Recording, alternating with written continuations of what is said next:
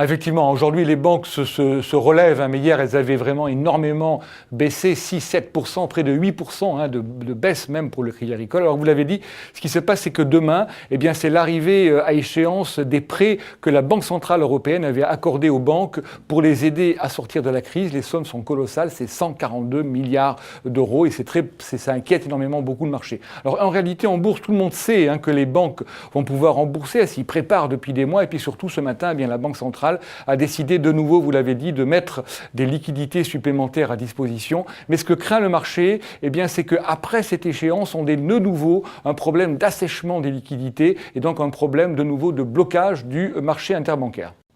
Écoutez, c'est un problème parce que ça veut dire que les banques ne se font pas confiance. Plutôt que de prêter de l'argent entre elles et de faire circuler l'argent, elles vont déposer leur argent à la Banque centrale qui, elle, ensuite se charge de redistribuer. Ça veut dire que ce n'est pas un système très sain et ça veut dire qu'il y a peut-être des banques fragiles qui, sans la Banque centrale, ne trouveraient pas de ressources. Et puis l'autre inquiétude toujours sur le système bancaire, ce sont les engagements de ces banques sur les pays d'Europe du Sud. Et bien sûr, en cas de problème, de défaillance ou de renégociation, eh bien, il y a un risque très important de perte en capital sur les engagements qui ne seront pas du tout remboursés au prix qui était convenu initialement.